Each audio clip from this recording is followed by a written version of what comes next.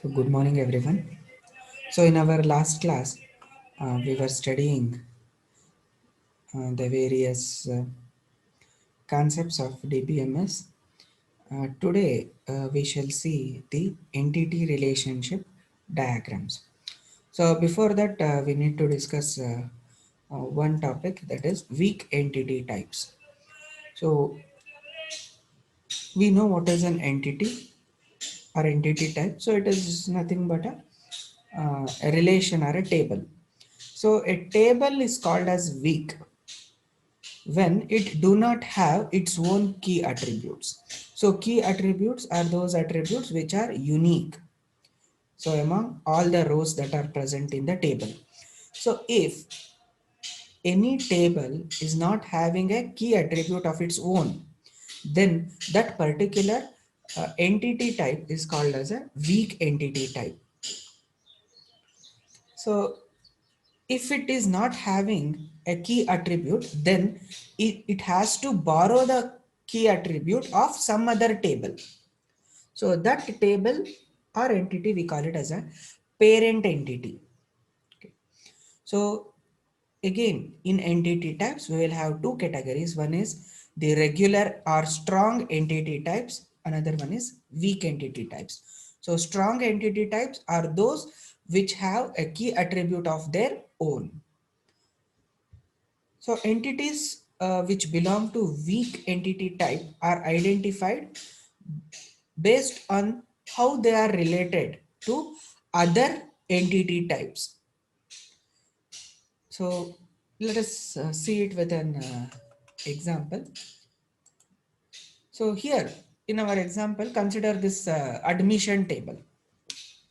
So in this one, four attributes are there. So out of which uh, USN will be taking from the student table, whereas the department will come from department table. And this quota and PUC, they cannot be uh, prime attributes because they need not be unique. So in CET quota, there can be thousands of students. In ComEd K also, there can be hundreds of students may be present. So they cannot be unique.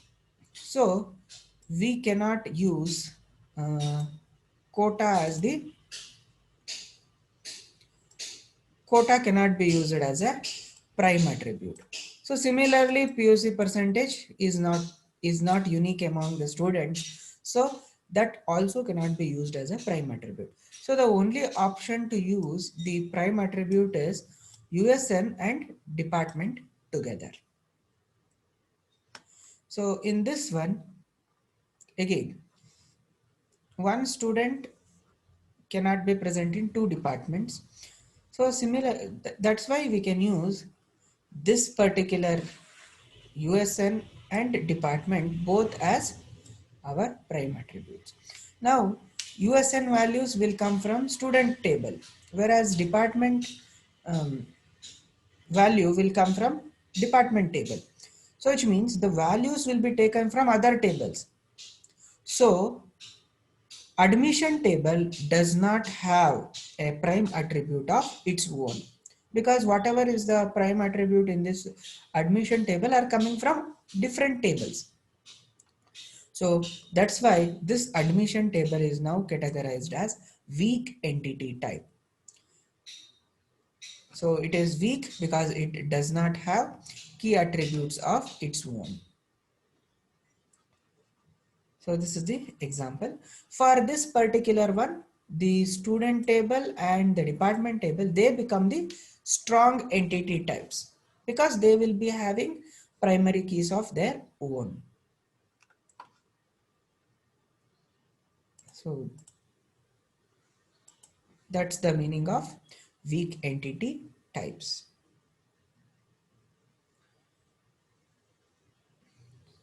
So again, weak entity types should always involve in a relationship. So that relationship is called as identifying relationship. So admission will have a relationship with student and department. So that's why that relationship is the identifying relationship. Now suppose if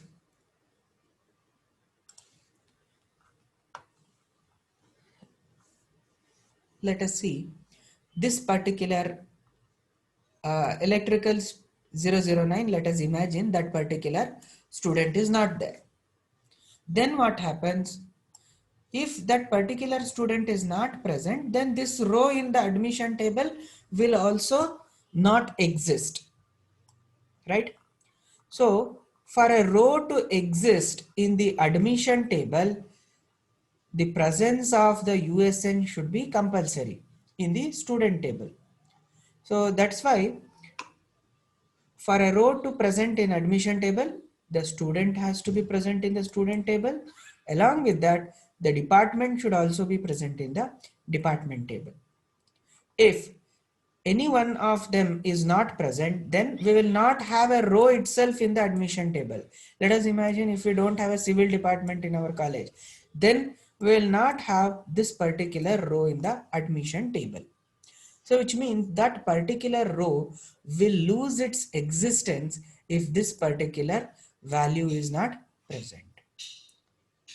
So such relationships are called as identifying relationship, and the admission entity should fully participate in that particular relationship. So fully participate means whatever USNs are present in the admission table, they must be present in the student table. Otherwise, the row will not be there. Similarly, whatever values that are there in the department column, they all should be present in the department table. So otherwise, again, the row will not be there.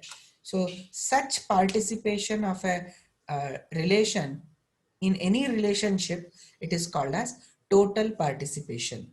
So which means all the rows should be present in the relationship.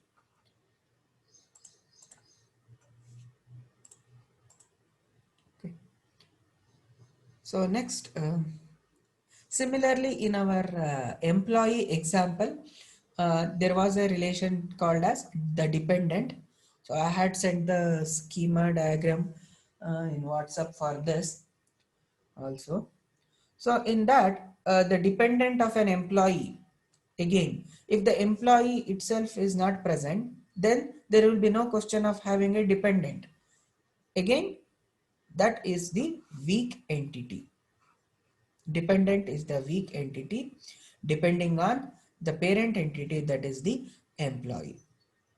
And if a dependent is participating in the relationship, then only that particular row will be present in the dependent table. So otherwise it will not be there.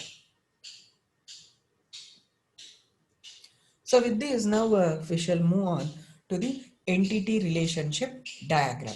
So this entity relationship diagram is a pictorial representation of the entire schema and the relationship.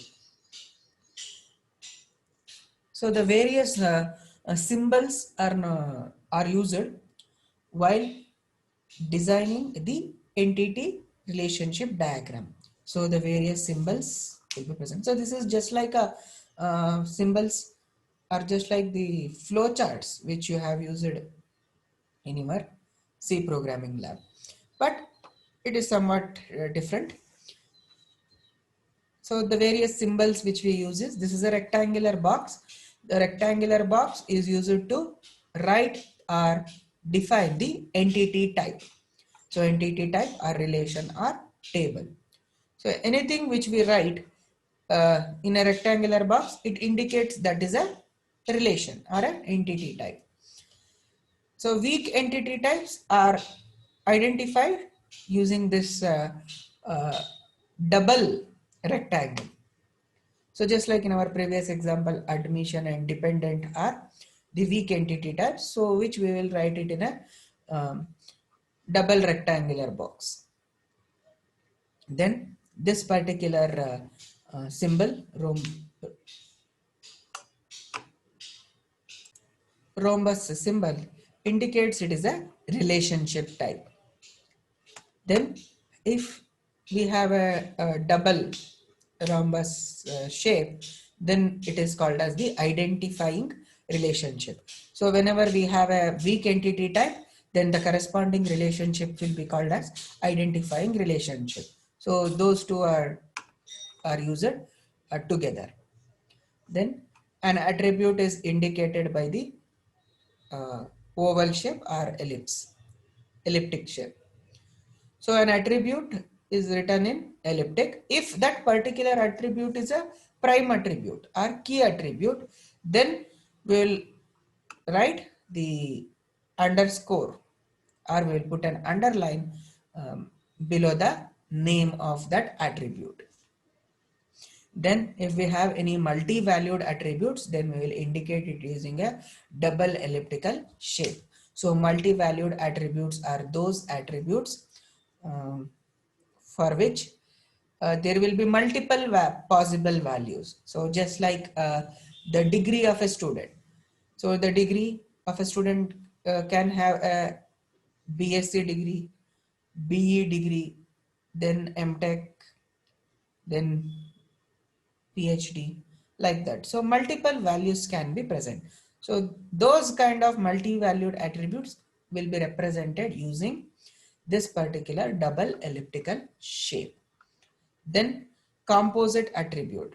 So just like address field. So address field can be further divided into many parts. So like house number, street, village, district, state, like that. So if an attribute can be divided like that, then it can be indicated like this, a bunch of elliptical shapes. So we shall see all these with an example. A derived attribute is indicated by a dotted elliptical shape. So derived attribute means an attribute whose value can be derived or extracted from another attribute, like age of a student. Next, um, the relationship is indicated like this. So this is the entity 1 is related to entity 2, then we'll indicate it like this. So entity is written using a rectangular box, relationship is using the rhombus, then another entity E2 is again written in a rectangular box. And this double line indicates this E2 is participating in the relationship totally. So double line indicates that particular entity is showing the total participation. So we shall see what is total participation in the coming days. We'll understand these terminologies.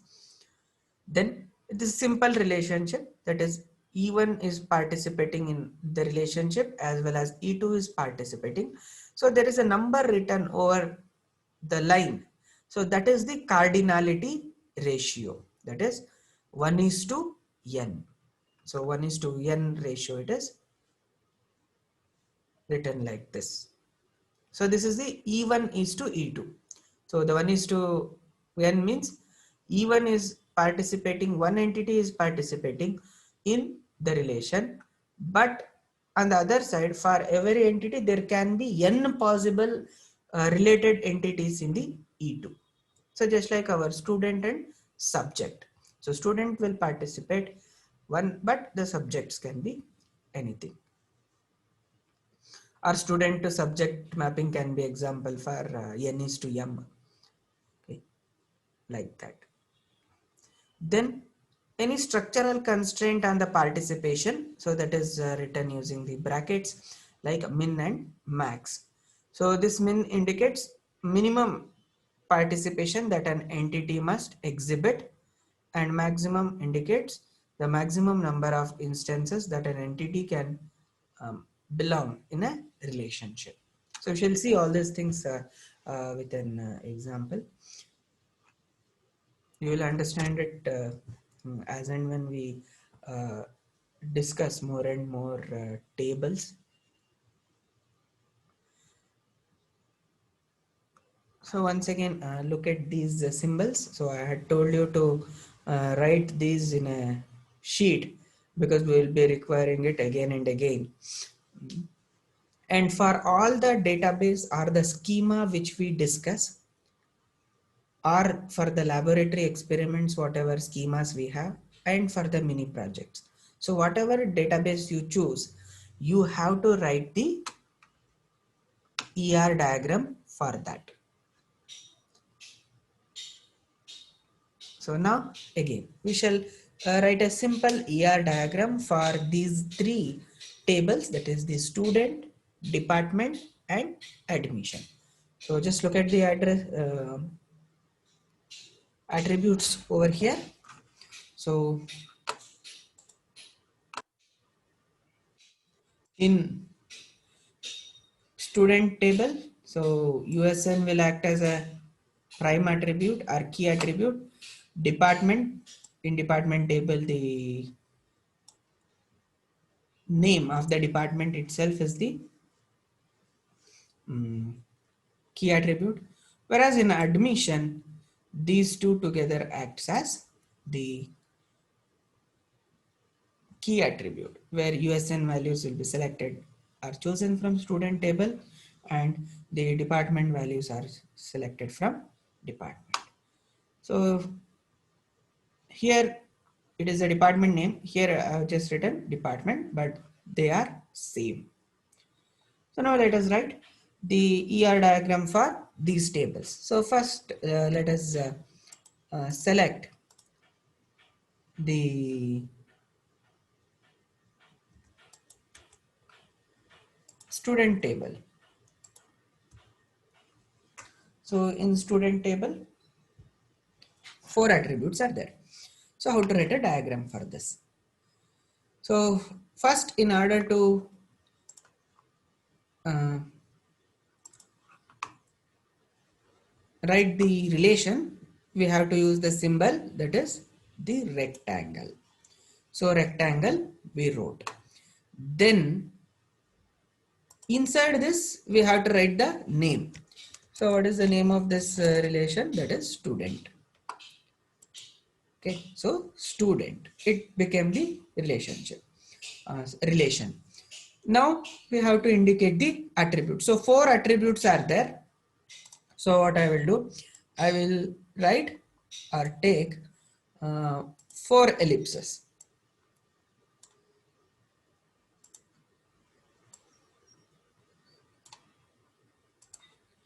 So like this.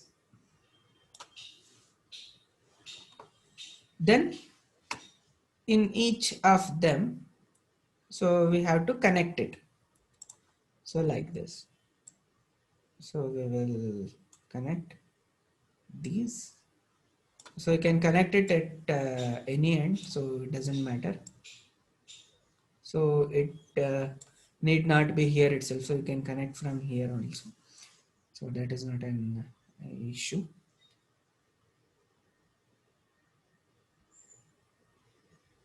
Okay, so now inside this let us write here it is USN, then name, then mobile, here it is email. So now we have written the relation and its attribute. Now we have to indicate the key attribute. So which was our key attribute? So our key attribute is USN. So for this USN, we'll write the underline. So this becomes the ER for this particular table or relation. So first what we'll do, we'll write the diagram for individual tables or relation. Then we will combine or establish the relationship among the tables. Okay. So this is for the student. So next, we shall see the diagram for department table. So again here we will first write the relation, that is the department here. So also we will first write the skeleton. So name, intake for university, and then for the degree. So let us connect all of them.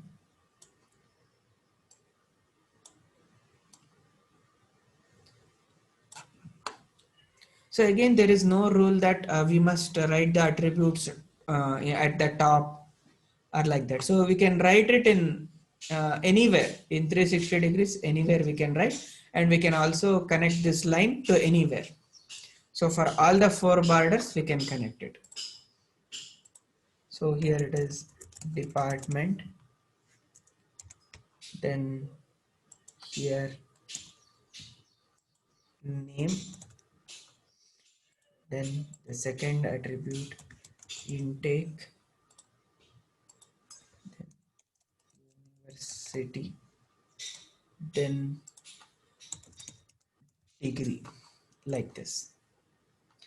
So now the last step, we need to indicate the prime attribute or the key attribute, that is name. So we will put an underline for that particular attribute.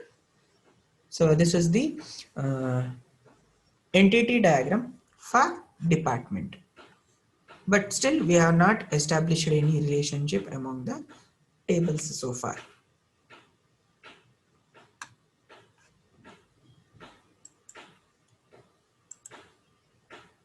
So next we have to write the admission. So here for admission, if you look at it, so it is taking the value of USN from student table, from department table. Along with that, so it is having the quota as well as the PUC percentage as its own values. So as I mentioned earlier, so this uh, particular admission, it is a uh, weak entity type. So all weak entity types, so we will be representing in a double rectangle.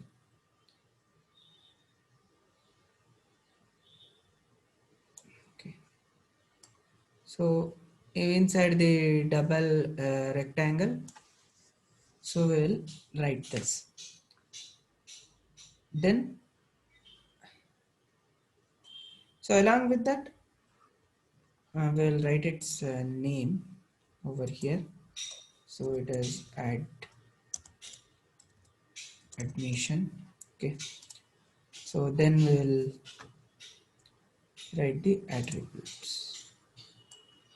So one attribute I will write over here, another over here. So okay. Q quota, then PUC. So two attributes I have written. So I have not mentioned the USN and the department over here because those two attributes will come from the other two tables, that is the student table and the department table.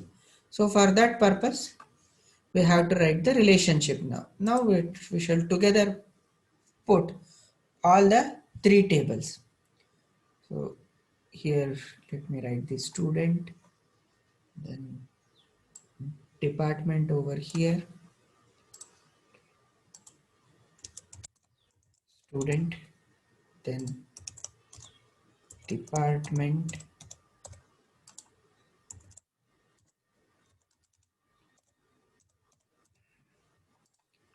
So we need to write its attributes also. So USN, then name, their phone number, then email ID. So in department also, department name, intake, university, and then degree. So let us mention all of them. So USN, name, mobile number, then so due to space constraint, so I'm just writing the short form for this mobile. So here department name, intake, university, then degree. Okay. So again we will mention the prime attribute, that is here it is USN, here it is name, and we will link these attributes to the relation or the table. Okay. So now we have the three tables. So the next thing we need is the relationship.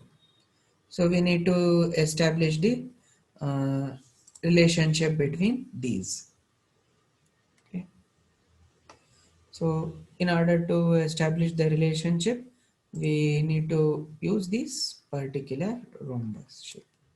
So one relationship for here, one for department. So now, so this is the student and the admission are related. Similarly, the student and the department and the admission are also related.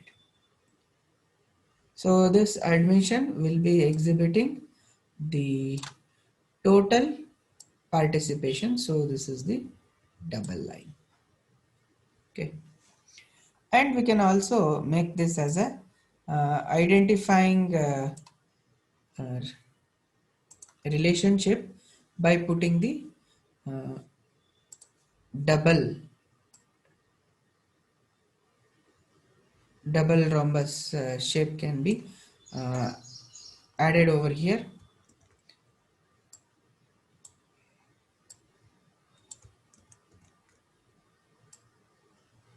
like this. Okay,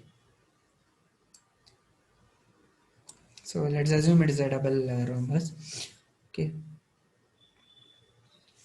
so this is how the relationships are uh, established like this. So we can again give the names to this particular relationship. So admitted.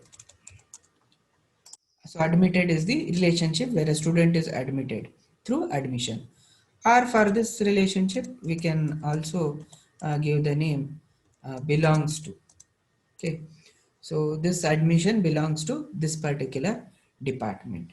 So likewise, for a relationship also, we can give the name. So that name is always a verb.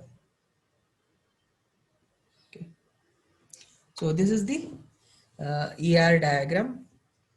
So using all the symbols of the ER diagram, we need to uh, write the ER diagrams for all the schemas that are present in our laboratory experiments and in mini project also we need to write them. So let us stop over here, and in our next class we shall see the naming conventions which we use for the ER diagrams which we use, and also the employee ER diagram we shall see in our next class.